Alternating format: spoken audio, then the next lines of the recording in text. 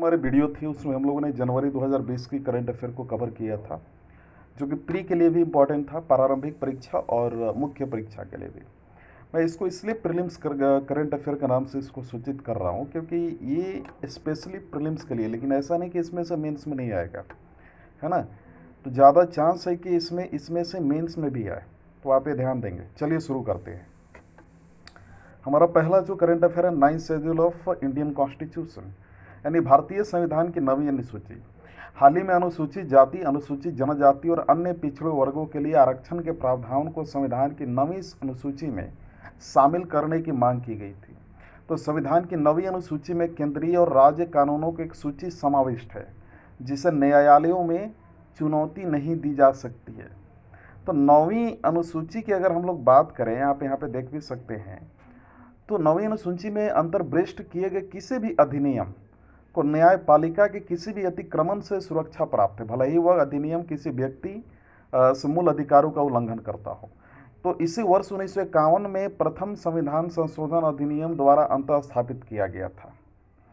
हालांकि आपको ये ध्यान देना है कि अगर मैं आयर जो कोहिलो जो बनाम तमिलनाडु जो केस था उसको लेकर कि जो तमिलनाडु राज्य, जैसे अगर मैं आयर कोइलहो बनाम तमिलनाडु राज्य, बाद में उच्चतम न्यायालय ने यह निर्णय दिया था कि नवीं अनुसूची में जो है शामिल किए गए कानूनों का न्यायिक पुनर्विलोकन किया जा सकता है। तो इसका अर्थ यह है कि इस अनुसूची के तहत सम्मिलित कानूनों में पूर्णतः संरक्षण क्या होगा, प्राप्त नहीं है। तो ये थोड़ा सा ध्यान देंगे, है ना। तो ये तो हमने देखा। अगला जो हमें समझना जो काफ़ी इंपॉर्टेंट है यहीं पे, कि देखिए सुप्रीम कोर्ट ने भी ऑब्जर्व किया था, उच्चतम न्यायालय ने यह निर्णय दिया था कि न्यायिक पुनर्विलोकन संविधान के मूल ढांचे का एक अंग है। ठीक है, तो न्यायिक पुनर्विलोकन की शक्तियों का प्रयोग करते हुए जब न्यायपालिका किसी विधि या उसके किसी भाग को असंवैधानिक घोषित करती है, तो ऐसे में उक्त कानून को नवीं अनुसूची में सम्मिलित करना संविधान के मूल ढांचे को नष्ट करना या क्षति पहुंचाने जैसा है। हालांकि उच्चतम न्यायालय ने नवीं अनुसूची में शामिल कानून की जो वैधता है उसकी जांच करने के लिए दोहरे परीक्षण का निर्धारण किया है। जैसे क्या यह किसी मूल अधिकार का उल्लंघन करता है, और यदि हाँ तो क्या यह उल्लंघन मूल ढांचे को भी क्षति पहुंचाता है या उसे नष्ट करता है। तो यदि इन दोनों प्रश्नों का उत्तर हाँ है, तब नवीं अनुसूची में शामिल किए गए कानून को असंवैधानिक घोषित किया जा सकता है। समझिए इस बात को। तो ये तो हम लोगों ने देखा। अगला हमारा जो है, bill to include more tribes in schedule tribe category. तो अनुसूचित जनजाति की श्रेणी में और अधिक जनजातियों को शामिल करने के विधेयक, bill to include more tribes in schedule tribe category. तो हाल ही में संविधान अनुसूचित जनजातियां आदेश संशोधन विधेयक 2019 को जो है संसद द्वारा पारित जो है कर दिया गया। इसका उद्देश्य कर्नाटका के कुछ समुदाय को अनुसूचित जनजाति यानी एसटी का दर्जा प्राप्त करना। अच्छा, एक चीज़ मैं बताना चाह रहा था, ये वीडियो के साथ ही आपको पीडीएफ जो है साइट पे मिल जाएगा, आप उसको जाकर डाउनलोड कर सकते हैं, इसका हिंदी पीडीएफ और इंग्लिश भी। तो शामिल किए गए इसमें समुदाय कौन कौन से हैं पहले समझेंगे, लेकिन पहले समझिए कि विधेयक संविधान अनुसूचित जनजातियां आदेश 1950, ध्यान देना यहाँ पे, 1950 की कुछ धाराओं में संशोधन करता है जो कर्नाटका में अनुसूचित जनजातियों से संबंधित है। तो शामिल किए गए समुदाय है परिवार, तलवार, सीधी जनजातियां जो कि बेलगावी धारवाड़ से बिलोंग करते हैं। अगला जो है काफ़ी इंपॉर्टेंट है, उसके बारे में थोड़ी जानते हैं। तो संविधान के अनुच्छेद 366 के खंड 25 के अनुसार अनुसूचित जनजातियों से ऐसी जनजाति या जनजातीय समुदाय या किसी जनजाति या जनजातीय समुदाय के भाग या उनमें से यूथ अभिप्रेत है जिन्हें इस संविधान के प्रयोजनों के लिए अनुच्छेद 342 के अधीन अनुसूचित जनजातियां समझा जाता है। देखिए, संविधान के अनुच्छेद 342 के तहत राष्ट्रपति किसी राज्य, है ना, ये थोड़ा सा ध्यान दीजिएगा, किसी राज्य संघ राज्य क्षेत्र के संबंध में उसके राज्यपाल से परामर्श करने के उपरांत सार्वजनिक अधिसूचना द्वारा उन जनजातियों या जनजातीय समुदाय या फिर अन्य जनजातियों या फिर जनजातीय समुदाय के भाग को जो है बिना निर्दिष्ट कर सकेगा जिन्हें इस संविधान के प्रयोजनों के लिए उस राज्य संघ राज्य क्षेत्र के संबंध में अनुसूचित जनजातियां समझा जाएगा। हालांकि इन आदेशों के बाद में केवल सांसद के अधिनियम के माध्यम से संशोधित किया जा सकता है।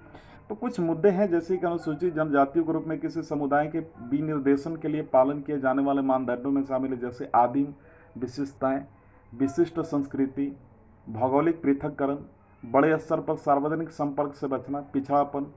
तो ये मानदंड संविधान में वर्णित नहीं है, परंतु भली भांति स्थापित हो गए हैं। ये वर्ष 1931 की जनगणना प्रथम पिछड़ा वर्ग आयोग की रिपोर्ट जो आई थी, एक आपको शायद याद होगा, तो 1955, हालांकि इसके बारे में मैं बात कर रहा हूँ, तो आदि में निहित विभिन्न परिभाषाओं में समाविष्ट करता है।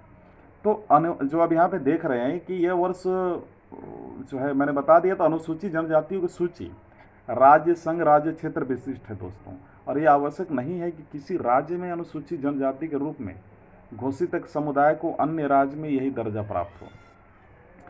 अगला है Himachal Pradesh achieves 100% LPG cover, है ना। देखिए, हिमाचल प्रदेश ने 100% एलपीजी कवरेज प्राप्त किया है। तो हाल ही में आपने न्यूज भी सुना होगा कि Himachal Pradesh 100% LPG gas coverage प्राप्त करने वाला देश का पहला, प्रथम या फिर हम बोल सकते हैं राज्य बन गया है। प्रधानमंत्री उज्ज्वला योजना के साथ ही राज्य सरकार ने मई 2018 में शेष परिवारों को शामिल करने के लिए स्वयं की हिमाचल गृहिणी सुविधा योजना प्रारंभ की थी। तो प्रधानमंत्री उज्ज्वला योजना जो है निर्धनता रेखा से नीचे जीवन यापन करने वाले समुदाय की महिलाओं को निःशुल्क एलपीजी कनेक्शन प्रदान करने हेतु पेट्रोलियम एवं प्राकृतिक गैस मंत्रालय की एक योजना है। ये ध्यान दीजिएगा, हालांकि शुरुआत में क्या हुआ था कि पीएमयूवाई ने 5 करोड़ कनेक्शन के लक्ष्य की परिकल्पना की थी, जिसे बाद में बढ़ाकर 8 करोड़ कर दिया गया था। अब अगला देखिए, India ports global limited IPGL, है ना। तो हाल ही में सरकार ने चाबहार बंदरगाह परियोजना के सुचारू क्रियान्वयन के लिए इंडिया पोर्ट्स ग्लोबल लिमिटेड को लोक उद्यम विभाग यानी डीपीई की दिशा निर्देश छूट को स्वीकृति प्रदान की है। तो आईपीजीएल की ईरान में चाबहार या फिर चाबहार के शाहिद बहिस्ती बंदरगाह के विकास और प्रबंधन के लिए जवाहरलाल नेहरू पतन न्यास तथा दीनदयाल पतन न्यास द्वारा संयुक्त रूप से जो है परिवर्तित एक स्पेशल पर्पस व्हीकल के रूप में गठित किया गया है। तो ये सारी चीज़ें थी, लेकिन एक चीज़ और आपको ध्यान देना है कि जेएनपीटी तथा डीपीटी के सभी शेयर जो हैं दिसंबर 2018 में सागरमाला डेवलपमेंट कंपनी लिमिटेड द्वारा खरीद लिए गए थे। तो एसडीसीएल एक केंद्रीय सार्वजनिक क्षेत्रक उद्यम है और इसलिए एसडीसीएल के सहायक कंपनियां इंडिया पोर्ट्स ग्लोबल लिमिटेड भी सीपीएससी बन गई है। तो परिणाम स्वरूप डीपीई के दिशा निर्देश तकनीकी रूप से आईपीजीएल पर भी लागू थे। तो मालदीव रिजॉइंस कॉमनवेल्थ, ये ध्यान दीजिएगा। अभी क्या है कि हाल ही में मालदीव के राष्ट्रमंडल में पुनः शामिल होने से इस वैश्विक संगठन में राष्ट्रों की कुल संख्या में 54 हो गई है। तो दूसरा है कि मालदीव वर्ष 1982 में जो है राष्ट्रमंडल में शामिल हुआ था, है ना। और इसी के साथ ही लेकिन परंतु अगर मैं बात करूं तो वर्ष 2016 में ह्यूमन राइट्स के वायलेशन और लोकतांत्रिक सुधारों में प्रगति की कमी के संबंध में क्रिटिसिज्म के कारण इसने राष्ट्रमंडल का जो है त्याग कर दिया था। लेकिन कुछ चीज़ें और आई थी, जैसे कि वर्ष 2018 के निर्वाचन के पश्चात मालदीव में गठित नई सरकार द्वारा विभिन्न सुधारों को अपनाया गया, जैसे राजनीतिक कैदियों की रिहाई तथा निर्वासित विपक्षी नेता की पुनर्वापसी। और दिसंबर 2018 में इसने राष्ट्रमंडल में पुनः शामिल होने के लिए आवेदन किया था। आपको मालूम होना चाहिए कि मालदीव जून 2020 में किगाली यानी रवांडा में होने वाले राष्ट्रमंडल सरकार के प्रमुखों के सम्मेलन में भाग लेगा, है ना। तो ये तो हम लोगों ने इसके बारे में समझा। अच्छा, एक चीज़ और हमें समझना जो काफ़ी इंपॉर्टेंट है, कॉमनवेल्थ, है ना। सॉरी फॉर दैट, कॉमनवेल्थ यहाँ देख सकते हैं।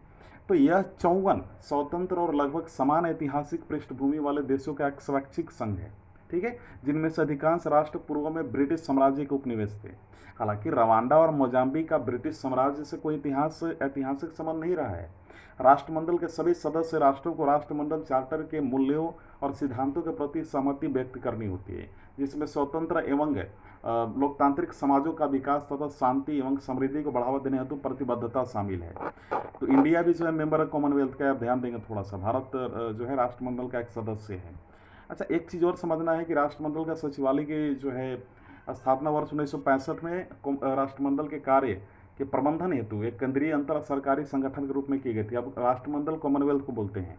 साथ ही साथ राष्ट्रमंडल के प्रमुख चुनाव राष्ट्रमंडल सदस्यों द्वारा किया जाता है, इनको द्वारा चूज किया जाता है। तो अगला जो हमारा है काफ़ी इंपॉर्टेंट है, अतु पर्यटन क्षेत्र की स्थापना हेतु समझौता ज्ञापन यानी MOUS है, समझिएगा, ये माउस नहीं है, मेमोरेंडम ऑफ अंडरस्टैंडिंग है। यहाँ पे कैपिटल एस जो है स्मॉल होना चाहिए था, कोई बात नहीं। हाल ही में भारत और मालदीव ने अट्टू एटोल के 5 द्वीपों में जो है अददू पर्यटन क्षेत्र की स्थापना हेतु 5 समझौता ज्ञापनों पर हस्ताक्षर किए हैं। हालांकि हो आराफुसी जो मालदीव के सबसे उत्तरी एटोल आलिफ एटोल का एक आदिवासी द्वीप में एक बोतल बंद पानी का प्लांट स्थापित करने के लिए छठे समझौते ज्ञापन पर हस्ताक्षर किए गए हैं।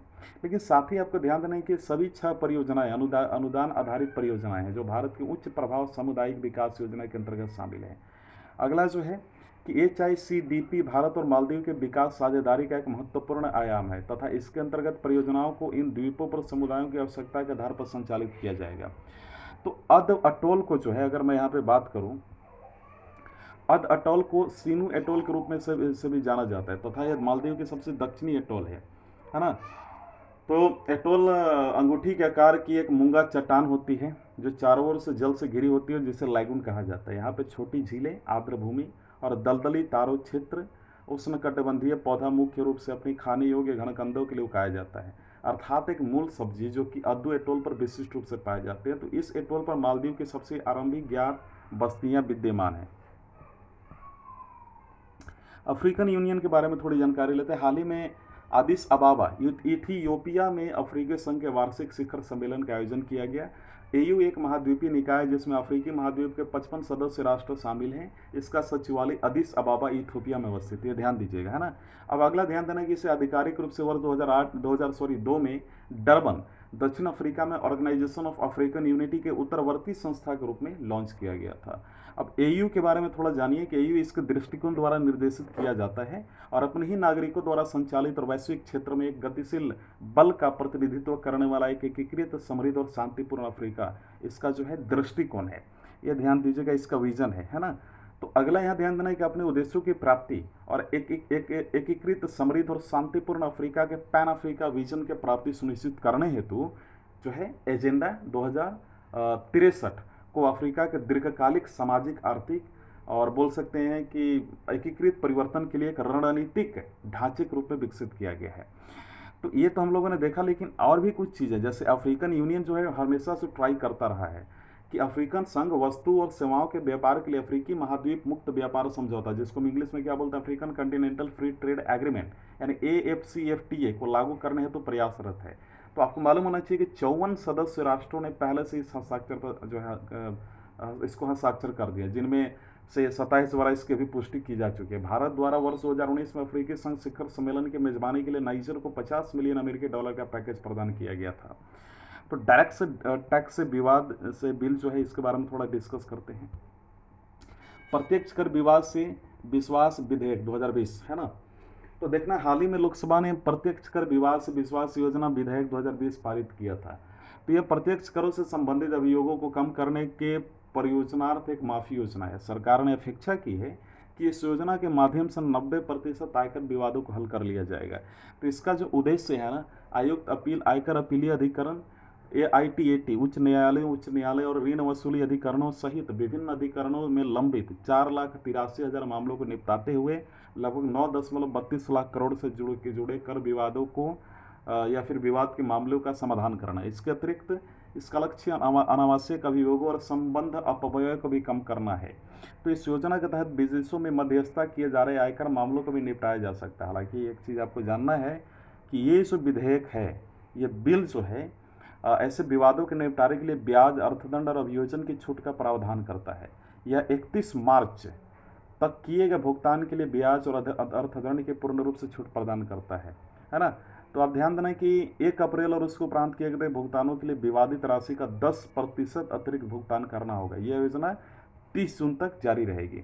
अच्छा, एक चीज़ और यहाँ पे समझना है कि विगत वर्ष यानी लास्ट ईयर सरकार ने सबका विश्वास विरासत विवाद समाधान योजना को अप्रत्यक्ष करों, केंद्रीय उत्पाद शुल्क और सेवा कर के पूर्व विवादों के निस्तारण के लिए एक बारगी जो है उपाय के रूप में प्रस्तुत किया था। साथ ही इसके द्वारा गैर अनुपालक करदाताओं के स्वैच्छिक प्रकटन का अवसर जो है प्रदान किया गया था। फाइनेंशियल सेक्रेसी बिल यानी FSI 2020। तो यह सूचकांक एक स्वतंत्र अंतर्राष्ट्रीय नेटवर्क टैक्स जस्टिस नेटवर्क द्वारा लॉन्च किया गया है। FSI प्रति 2 वर्ष में राष्ट्रों को उनकी गोपनीयता और उनकी विदेशी वित्तीय गतिविधियों के पैमाने के अनुसार रैंक प्रदान करता है और यह वैश्विक वित्तीय गोपनीयता, टैक्स हेवन तथा गोपनीय क्षेत्राधिकारी ने सेक्रेसी ज्यूरिडिक्शन और गैर कानूनी वित्तीय प्रवाह या पूंजी पलायन का समझने का एक साधन है। तो यह इसकी जांच करता है कि राष्ट्र की विधिक और वित्तीय प्रणाली कितनी तीव्रता से समृद्ध व्यक्तियों एवं अपराधियों को धन को छिपाने तथा धन संशोधन के लिए सक्षम बनाती है। रैंकिंग में उपयोग किए जाने वाले मापदंडों में सूचनाओं का स्वतः आदान प्रदान, लाभकारी स्वामित्व का पंजीकरण सम्मिलित है ना। तो एक चीज़ आपको ध्यान देना है कि इस वर्ष के जो है इस वर्ष के सूचकांक में कैमन द्वीप, ये ध्यान देंगे, कैमन द्वीप वर्ष 2018 की रैंकिंग से 2 स्थान बढ़कर प्रथम स्थान पर रहा। अमेरिका ने अपना द्वितीय स्थान बनाए रखा और भारत ने 133 देशों में 47वां स्थान प्राप्त किया है। तो अमेरिका और सिंगापुर, जापान, नीदरलैंड और संयुक्त अरब अमीरात जैसे देशों जो FSI 2020 की सूची में शीर्ष 10 में शामिल है, ये सभी भारत में प्रत्यक्ष विदेशी निवेश के शीर्ष 10 स्रोत राष्ट्र हैं। तो टीजेन के अनुसार लगभग 21 से 32 ट्रिलियन अमेरिकी डॉलर की मूल्य की निजी वित्तीय संपत्ति विश्व भर के टैक्स हेवंस में या तो कर मुक्त हैं या उन पर अल्प पर आरोपित हैं। ये चीज़ थोड़ा सा ध्यान देंगे, है ना, ये बहुत इंपॉर्टेंट है। तो अगली जो हमारी उसके बारे में थोड़ा देखते हैं। बीमा क्षेत्र में जो है प्रत्यक्ष विदेशी निवेश नीति के बारे में थोड़ी डिस्कस करेंगे, यानी FDI policy in insurance sector, है ना। चलिए डिस्कस। हाल ही में उद्योग संवर्धन और आंतरिक व्यापार विभाग DPIIT ने स्वचालित मार्ग के माध्यम से इंश्योरेंस इंटरमीडियरीज यानी बीमा मध्यस्थ क्षेत्र में 100% FDI की अनुमति प्रदान की है ना। तो बीमा मध्यस्थ यानी इंश्योरेंस इंटरमीडियरीज दलाल या एजेंट होते हैं जो बीमा कंपनियों और ग्राहकों के मध्य संपर्क स्थापित करते हैं। उनमें बीमा दलाल, पुनर्बीमा दलाल, बीमा परामर्शक, कॉर्पोरेट एजेंट, तृतीय पक्ष व्यवस्थापक और सर्वेक्षण एवं हानि मूल्यांकनकर्ता सम्मिलित है। यह कदम देश में वैश्विक प्रथाओं को बढ़ावा देगा, जिसमें नए बीमा उत्पाद और बिक्री रणनीतियां भी शामिल होंगी। तो पूर्व में FDI नीति के तहत बीमा क्षेत्र में 49% विदेशी निवेश की अनुमति प्राप्त थी, जिसके बीमा मध्यस्थ सम्मिलित थे। तो ये तो हम लोगों ने देखा। मार्केट इंटेलिजेंस के बारे में थोड़ा डिस्कस करते हैं। बाजार आसूचना और पूर्व चेतावनी प्रणाली पोर्टल के बारे में देखिए। तो हाल ही में खाद्य प्रसंस्करण उद्योग मंत्रालय द्वारा बाजार आसूचना और पूर्व चेतावनी प्रणाली पोर्टल का शुभारंभ किया गया है। यह टमाटर, प्याज और आलू की कीमतों की वास्तविक समय निगरानी प्रदान करेगा, साथ ही ऑपरेशन ग्रीन्स योजना के शर्तों के तहत हस्तक्षेप करने के लिए चेतावनी जारी करेगा। वही ध्यान देना है कि सरकार को बहुतायत की स्थिति के दौरान मूल्य गिरावट के मामले में इस समय पर बाजार हस्तक्षेप और मूल्य स्थिरीकरण की आपूर्ति की स्थिति की निगरानी करने में सक्षम बनाएगा। यह पोर्टल TOP फसलों से संबंधित जानकारी जैसे कि कीमतें और आगत क्षेत्र, उपज या उत्पादन, फसल कैलेंडर एवं फसल कृषि विज्ञान आदि को सरल उपयोग वाले दृश्य प्रारूप में उपलब्ध कराएगा। अगला हमें ध्यान देना स्पाइस प्लस वेब फॉर्म। तो हाल ही में कॉर्पोरेट कार्य मंत्रालय ने भारत में व्यवसाय निगम को सुगम बनाने हेतु simplified proforma for incorporating company या फिर इलेक्ट्रॉनिकली प्लस का शुभारंभ किया है ना। तो यह कॉर्पोरेट कार्य मंत्रालय एवं श्रम एवं रोजगार मंत्रालय, राजस्व विभाग और महाराष्ट्र सरकार के संयुक्त पहल है। यह विभिन्न मंत्रालयों और विभागों से 10 सेवाओं को एक ही वेब पोर्टल पर एकीकृत करेगा। अगला जो है लाइट कॉम्बैट हेलीकॉप्टर LCH। हाल ही में मेक इन इंडिया पहल के अंतर्गत बेंगलुरु में हल्के युद्धक हेलीकॉप्टर निर्माण केंद्र का उद्घाटन किया गया। LCH हल्के युद्धक हेलीकॉप्टर 5.5 टन वजन वाला विविध भूमिकाओं से युक्त एक युद्धक हेलीकॉप्टर है, जिसे हिंदुस्तान एरोनॉटिकल लिमिटेड द्वारा डिजाइन और विकसित किया गया है। और LCH जो है, आप इसके बारे में थोड़ा ध्यान देंगे कि LCH 500 किलोग्राम भार के साथ समुद्र तल से 4700 मीटर की ऊंचाई पर अवस्थित सियाचिन के फॉरवर्ड बेस पर लैंडिंग करने वाला प्रथम युद्धक हेलीकॉप्टर है। अगला जो है प्रणांस मिसाइल है, इस बारे में थोड़ा जानते हैं।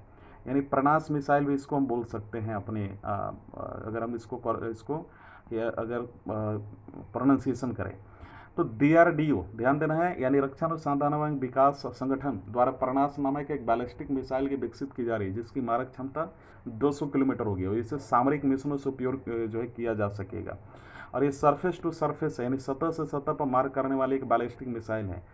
DRDO द्वारा जो विकसित 150 किलोमीटर की मारक क्षमता वाली प्रहार मिसाइल का एक उन्नत संस्करण है और यह गैर परमाणु मिसाइल है तथा इसे एकल चरण ठोस प्रणोदक इंजन द्वारा प्रक्षेपित किया जाएगा।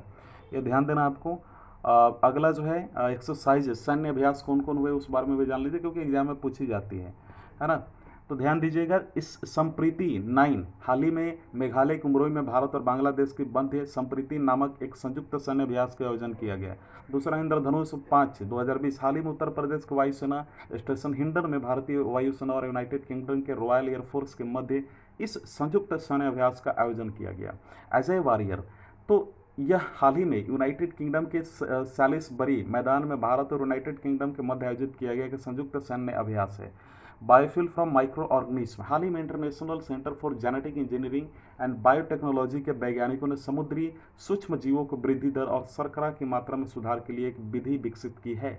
उन्होंने सीने कोकोकस SPPCC 7002 नामक एक समुद्री साइनोबैक्टीरिया की सफलतापूर्वक तैयार किया, जिसकी कोशिकाओं में उच्च वृद्धि दर और शर्करा की मात्रा ग्लाइकोजन विद्यमान है, जो जैव ईंधन के उत्पादक में सहायक है। वहीं सामान्यतः पादपों की शर्करा प्रकाश संश्लेषण से प्राप्त होती है, जो कार्बन डाइऑक्साइड के जैविक घटकों जैसे शर्करा, प्रोटीन और लिपिड्स साधारण वसा अम्ल में परिवर्तित करती है। तो ये तो हम लोगों ने देखा। तो बायोफ्यूल इज एन हाइड्रोकार्बन, है ना। तो जैव ईंधन एक हाइड्रो ईंधन है जो कम समय से कार्बनिक पदार्थ जीवित या कभी जीवित रहे पदार्थ से उत्पन्न होता है। अगला जो है उसके बारे में देखते हैं, नॉर्दर्न यूरोपियन इनक्लोजर डैम, है ना। हाल ही में नॉर्थ सी उत्तरी सागर को अटलांटिक सागर से पृथक करने के लिए डच सरकार ने 2 बड़े बांध निर्मित करने का प्रस्ताव प्रस्तुत किया, जो बढ़ते समुद्री स्तर से उत्तरी यूरोप को सुरक्षित रखने में सहायक सिद्ध होगा। NEED इंग्लिश चैनल में निम्नलिखित मध्य 2 प्रस्तावित बांधों का एक समूह है, जैसे कि स्कॉटलैंड और नॉर्वे जो कि NEED उत्तरी, तथा फ्रांस और इंग्लैंड जो NEED दक्षिणी हम बोल सकते हैं, है ना। तो अब यहाँ पे कुछ चीज़ों पे ध्यान देना है कि यह नॉर्थ सी और बाल्टिक सागर के अटलांटिक महासागर से पृथक करेगा। NEED हालांकि वर्तमान में विश्व का सबसे लंबा बांध दक्षिण कोरिया के साम्राज्यम सिवोल है, यह ध्यान दीजिएगा। देखिए मैं वही चीज़ बता रहा हूँ जो इंपॉर्टेंट इसमें फैक्ट है, जो आपके लिए इंपॉर्टेंट होगा। अच्छा, एक चीज़ ध्यान देना है कि NEED का संयुक्त वॉल्यूम विस्तार क्षेत्र 36.2 कितना है, 36.2, ये ध्यान दीजिएगा, है ना। तो 36.2 घन किलोमीटर होगा, जिसके निर्माण के लिए 51 बिलियन टन रेत की आवश्यकता होगी। वैश्विक स्तर पर एक वर्ष में प्रयुक्त होने वाली रेत के समतुल्य होगी। तो ये हो गया मैं इंपॉर्टेंट, हालांकि इसका PDF आपको मिल जाएगा। फ्लेम थ्रोटेड बुलबुल, है ना। फ्लेम थ्रोटेड बुलबुल यानी जिसे रूबी गिल्ला भी कहा जाता है, को गोवा में आयोजित होने वाले 36वें राष्ट्रीय खेलों के शुभकरण के रूप में चयनित किया गया है। यह वन्यजीव संरक्षण अधिनियम 1972 के अनुसूची 4 में सम्मिलित पक्षी है। ध्यान देंगे इसे आईयूसीएन के रेड लिस्ट में लिस्टन या लिस्ट कंसर्न के रूप से सूचीबद्ध किया गया है। भारतीय, और एक चीज़ और ध्यान देना कि यह पक्षी अधिकांशतः पूर्वी घाट मध्य प्रायद्वीपीय भारत में, है ना, मध्य प्रायद्वीपीय भारत में जिसको हम बोल सकते हैं भारत में तथा पश्चिमी घाट के कुछ स्थानों पर चट्टानों, झाड़ियों से युक्त पहाड़ियों आदि जैसे प्रायवासी में पाई जाती है। अच्छा, एक चीज़ और ध्यान रखना है कि स्थानीय रूप से दक्षिणी आंध्र प्रदेश, पूर्वी कर्नाटक, गोवा, उड़ीसा, पूर्वी केरल तथा उत्तरी तमिलनाडु में पाई जाती है। फ्लेम थ्रेटेड बुलबुल गोवा की राजकीय पक्षी है। यह दक्षिणी प्रायद्वीपीय भारत की एक स्थानीय प्रजाति है। इतना हो गया। अगला हम लोग देखेंगे अर्थगंगा के रूप में, क्योंकि अगला न्यूज़ शायद वही है। देखिए अर्थगंगा के बारे में डिस्कस करते हैं। हाल ही में राष्ट्रीय गंगा परिषद के बैठक में प्रधानमंत्री ने समग्र चिंतन प्रक्रिया के लिए आग्रह किया, ताकि नमामि गंगे को अर्थगंगा के रूप में विकसित किया जा सके। यह गंगा नदी के तट पर आर्थिक गतिविधि के माध्यम से एक संधारणीय विकास का मॉडल प्रस्तुत करता है, और एक डिजिटल बोर्ड की स्थापना भी की जाएगी। इसका आप ध्यान दीजिएगा। इसका काम क्या होगा, जिसके द्वारा ग्रामीण और शहरी निकायों के डेटा की निगरानी दैनिक आधार पर नीति आयोग तथा जल शक्ति मंत्रालय द्वारा की जाएगी। अगला है सिंहचुंग बुगुन विलेज कम्युनिटी रिजर्व। यह अरुणाचल प्रदेश के सिंहचुंग गांव के बुगुन समुदाय द्वारा राज्य के वन विभाग के सहयोग से प्रारंभ किया गया एक सामुदायिक अभ्यारण्य है। यह असम के तेजपुर जिले में स्थित ईगल नेस्ट वन्यजीव अभ्यारण्य के साथ सीमा साझा करता है। स्थानीय बुगुन जनजाति ने बुगुन लिको इचला नामक क्रिटिकली इंडेंजर्ड पक्षी के संरक्षण के लिए सामुदायिक रिजर्व के गठन का समर्थन किया था। हालांकि इस पक्षी का अगर बात किया जाए तो इस पक्षी का 20 युगल ही शेष रह चुका है लगभग। ये सभी ईगल नेस्ट अभ्यारण्य और उसके आसपास निवास करते हैं। यह क्षेत्र रेड पांडा, क्लाउडेड लेपर्ड यानी हिम तेंदुआ और 500 से अधिक पक्षी प्रजातियों के सहित अद्वितीय वनस्पतियों तथा जीवों का आश्रय स्थल है। इसे अगर मैं बात करूँ खास तौर पे, तो इसे वन्यजीव अभयारण्य के समान ही विधिक संरक्षण प्रदान किया गया तथा इस सामुदायिक रिजर्व को अन्य जीवों के संरक्षण के लिए वर्ष 2018 में भारत जैव विविधता पुरस्कार से भी सम्मानित किया जा चुका है। लार्जेस्ट जो है सबटर्नेनियन फिश यानी सबसे बड़ी भूमिगत मछली। हाल ही में मेघालय की जयंतिया पहाड़ियों के दूरस्थ वनों में स्थित एक गुफा में विश्व की सबसे बड़ी ज्ञात भूमिगत पृथ्वी की सतह के नीचे मछली की खोज की गई। यह 40 सेंटीमीटर लंबा है, जो अब तक सभी भूमिगत मछलियों की औसत लंबाई से लगभग 5 गुनी अधिक लंबी है। यह लगभग दृष्टिबाधित प्रजाति है, जो गोल्डन महासिर टोर पुटी टोरा के सदृश है। ये ध्यान दीजिएगा। अगला जो है, भूमिगत पारितंत्र को अंधकार युक्त विचित्र खाद्य जल और खाद्य भाव के कारण चरम तथा उच्च तनाव वाला परिवेश माना जाता है। ये तो आपने देख लिया। माउंट अकांकुआ के बारे में हम लोग जानेंगे। इसके बारे में आपने पढ़ा होगा ज्योग्राफी में। एशिया के बाहर स्थित सर्वोच्च पर्वत शिखर है जो 6,962 मीटर इसकी लंबाई है, ऊंचाई है, जो कि अर्जेंटीना में कैंडीज पर्वत श्रृंखला में स्थित है। हाल ही में भारत की काम्या कार्तिकेयन इस शिखर पर पहुंचने वाले विश्व के सबसे कम आयु की बालिका बन गई है। और एंडीजा पर्वत का निर्माण दक्षिण अमेरिकी महाद्वीप के नीचे महासागरीय नाजका प्लेट के छिपन के परिणाम स्वरूप हुआ है। अगला जो है डानाकिल डिप्रेशन। डानाकिल डिप्रेशन उत्तर पूर्वी इथोपिया अफार क्षेत्र में समुद्र तल से 100 मीटर नीचे स्थित पृथ्वी पर सर्वाधिक गर्म शुष्क और निम्नसद स्थलों में से एक है। इस डिप्रेशन में इरिट्रिया, जिबूती और इथोपिया के संपूर्ण अफार क्षेत्र की सीमाएं शामिल है। ये विशाल पूर्वी अफ्रीकी भ्रंश घाटी का भाग है और यह लाल सागर से सक्रिय ज्वालामुखियों द्वारा पृथक और महान भ्रंश घाटी के उत्तरी छोर पर स्थित है। इस मैदान का निर्माण एक अंतर्देशीय जल निकाय के वाष्पीकरण से हुआ था। ये चीज़ हमने देखा। अगला जो है हमारा उसमें थोड़ा डिस्कस करेंगे, है ना। चलिए, न्यूज़ क्या है इसके बारे में देखिए। तटीय आपदा जोखिम न्यूनीकरण और लचीलापन पर प्रथम राष्ट्रीय सम्मेलन 2020, उसके बारे में डिस्कस करेंगे। हाल ही में इस सम्मेलन का आयोजन राष्ट्रीय आपदा प्रबंधन संस्थान द्वारा नई दिल्ली में किया गया। इसका गठन गृह मंत्रालय के अधीन आपदा प्रबंधन अधिनियम 2005 के तहत किया गया है। NIDM आपदा प्रबंधन के क्षेत्र में मानव संसाधन विकास, क्षमता निर्माण, प्रशिक्षण, अनुसंधान, अभिलेखन एवं नीतिगत पैरवी हेतु एक नोडल एजेंसी के रूप में कार्य करती है। अगला जो है बिमस्टेक। आप बोलेंगे कि सर आप पहले ही कैसे बता दे रहे हैं। ये है कि ये ऑलरेडी मैंने रिवाइज किए बहुत बार, इसलिए मैं इस सारी चीज़ों को ऑलरेडी मैं बता दे रहा हूँ आपको शुरू करने से पहले। देखिए, हाल ही में द्वितीय बहुक्षेत्रीय तकनीकी और आर्थिक सहयोग के लिए बंगाल की खाड़ी पहल आपदा प्रबंधन अभ्यास यानी 2020 का आयोजन जो है उड़ीसा के पुरी स्थित रामाचंडी तट पर किया गया। इसमें विस्फोटक के 7 देशों में से 5 सदस्य देशों यथा बांग्लादेश, भारत, म्यांमार, श्रीलंका और नेपाल के प्रतिनिधियों ने भाग लिया, जबकि इस अभ्यास में थाईलैंड और भूटान ने भाग नहीं लिया था। ये 3 दिवसीय अभ्यास था जिसमें आपदा के दौरान प्रोटोकॉल के मानकीकरण, नीति निर्माण और विरासत स्थलों की सुरक्षा के लिए दिशा निर्देश तथा आपदा पश्चात उनके संरक्षण पर चर्चा की गई थी। अगला जो है ध्यान देना है, मध्य प्रदेश में रेस्क्यू किए गए पेंगोलिन के रेडियो टैगिंग, इस बारे में डिस्कस करते हैं, है ना। तो ये क्या है कि नॉर्वे विश्व पेंगोलिन दिवस के पूरे संध्या पर मध्य प्रदेश वन विभाग द्वारा इंडियन पेंगोलिन के पहली बार सफल रेडियो टैगिंग की घोषणा की गई थी। रेस्क्यू किए गए 2 जानवरों की रेडियो टैगिंग कर 6 माह पूर्व उन्हें सतपुड़ा टाइगर रिजर्व में पुनर्वासित किया गया था। पेंगोलिन विश्व में सर्वाधिक तस्करी किए जाने वाली वन्यजीव प्रजातियां हैं। सामान्यतः यह अगर इसे सल्कदार चिट्टीखोर यानी स्कारी एंटी ट्रीटर के रूप में जाना जाता है। बिना दांत वाले इस जानवर के शरीर में विकसित एक विशिष्ट सुरक्षा कवच इनकी विलुप्ति का प्रमुख कारण बन गया है। इंडियन पेंगोलिन का आयुष्य के रेड लिस्ट के तहत अगर बात की जाए तो इंडेंजर्ड है ना, यानी श्रेणी में, जबकि चाइनीज पेंगोलिन क्रिटिकली इंडेंजर्ड श्रेणी में शामिल किया गया। दोनों पेंगोलिन का वन्यजीव अधिनियम 1972 की अनुसूची 1 के तहत सूचीबद्ध किया गया है। इस चीज़ ध्यान देंगे। अगला जो स्टॉर्म डेनिस, इस बारे में जानते हैं। देखिए, ये उत्तरी अटलांटिक महासागर में रिकॉर्ड किए गए गैर उष्ण कटिबंधीय तूफानों में दूसरा सबसे तीव्र और शीर्ष स्थान पर अभी भी वर्ष 1993 के ब्रेयर स्टॉर्म को रखा गया। तूफान है इसका जिसके कारण यूनाइटेड किंगडम के विभिन्न भागों में व्यापक स्तर पर बाढ़ की स्थिति उत्पन्न हो गई थी। तो ये चीज़ आप थोड़ा सा ध्यान देंगे। हालांकि ये भी चीज़ें बोली गई हैं कि 2 सामान्य रूप से तीव्र बम चक्रवातों के दुर्लभ अभिसरण के परिणाम स्वरूप डेनिस का निर्माण हुआ था। बम चक्रवात एक सामान्य तूफान होता है जो अत्यधिक तीव्र गति से संचरण करता है और इस चक्रवात की उत्पत्ति तब होती है जब पृथ्वी के धरातलीय वायु का तीव्र गति से प्रसार होता है और वायु दाब 24 घंटे के भीतर कम से कम 24 मिलीमीटर या फिर मिलीबार में आकस्मिक गिरावट प्रारंभ हो जाती है। तो ये तो हम लोगों ने इसके बारे में डिस्कस किया। अगला है पारसी पॉपुलेशन, है ना। देखिए, हाल के आंकड़े दर्शाते हैं कि जियो पारसी योजना के शुभारंभ के बाद भारत में पारसी समुदाय की जनसंख्या में 233 की वृद्धि हुई है। राष्ट्रीय अल्पसंख्यक आयोग अधिनियम 1992 के अंतर्गत अधिसूचित पारसी एक अल्पसंख्यक समुदाय है। इनकी जनसंख्या वर्ष 1941 के 1,14,000 से घटकर वर्ष 2011 में 57,264 हो गई थी। इनकी जनसंख्या में हो रही गिरावट को देखते हुए इस योजना को प्रारंभ किया गया था और इस वर्ष 2013 में प्रारंभ की गई जियो पारसी योजना का उद्देश्य भारत में पारसी समुदाय की जनसंख्या में गिरावट को रोकना है। ये चीज़ आप थोड़ा सा ध्यान देंगे, है ना। तो ये तो हम लोगों ने इसके बारे में डिस्कस किया। अगला जो है मल्टी सेल्युलर यानी बिना माइटोकॉन्ड्रियल डीएनए वाला बहुकोशिकीय जंतु की खोज की गई है। क्या है न्यूज़, समझिए।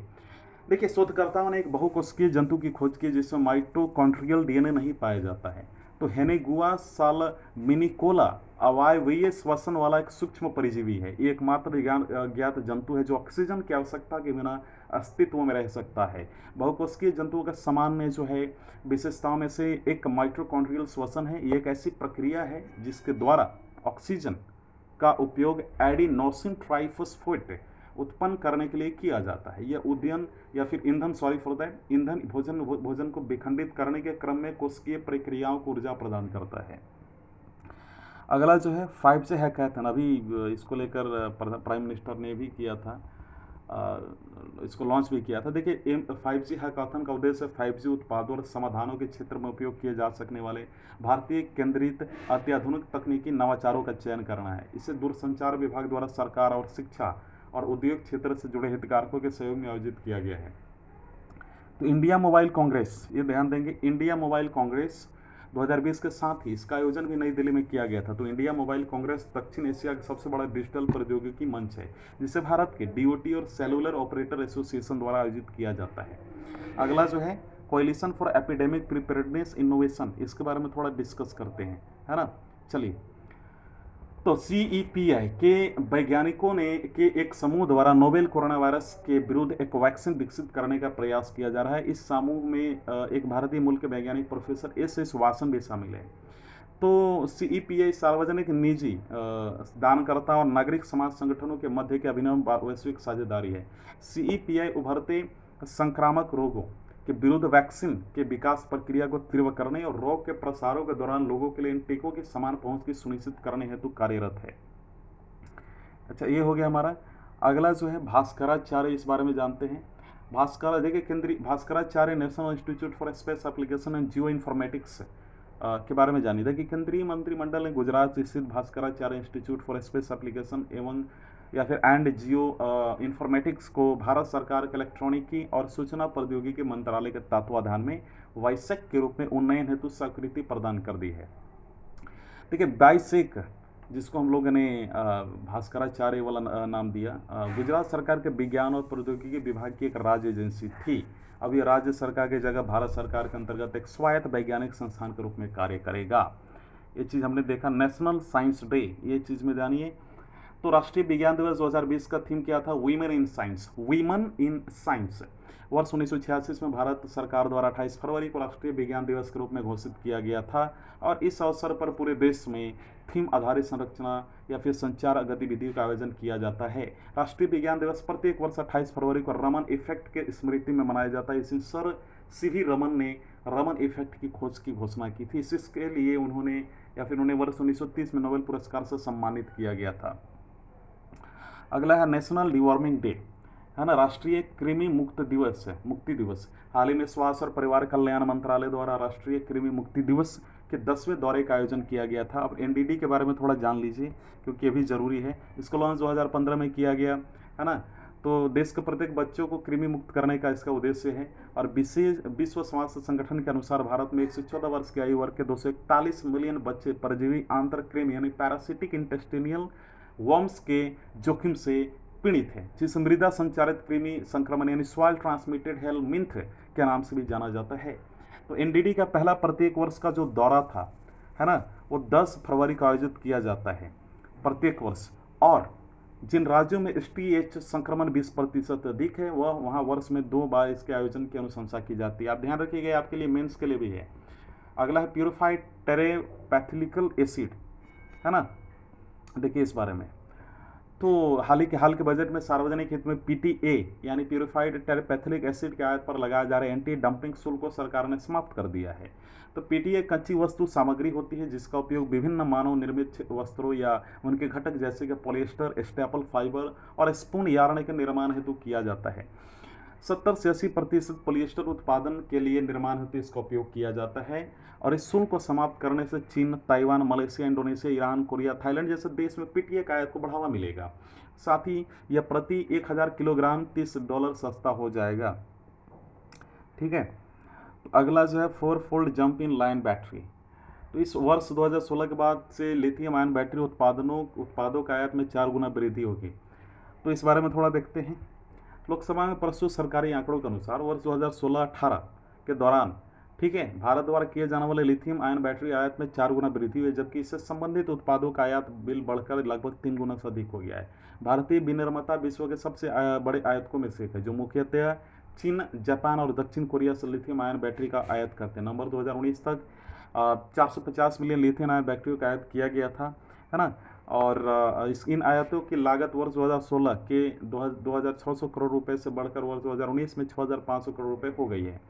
तो ये चीज़ थोड़ा सा ध्यान देंगे। अगला जो है उसके बारे में देखते हैं। आयुर्वेद, यूनानी और सिद्ध चिकित्सा में निदान एवं शब्दावली के मानकीकरण पर अंतर्राष्ट्रीय सम्मेलन, इसका फुल फॉर्म हुआ, है ना, जिसको आइकोस डिटॉस बोलते हैं हम लोग, है ना। हाल ही में आइकोस डिटॉस का आयोजन संयुक्त रूप से आयुष मंत्रालय और विश्व स्वास्थ्य संगठन द्वारा किया गया।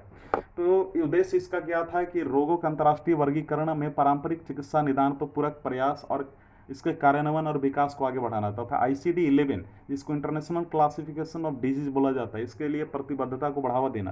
तो इस सम्मेलन में सम्मिलित 16 भागीदारी देश के अंतर्गत Bharat, Sri Lanka, Mauritius, Serbia, Curacao, Cuba, Myanmar, Equatorial Guinea, Qatar, Ghana, Bhutan, Uzbekistan, Switzerland, Iran, Jamaica और जापान शामिल थे। ठीक है।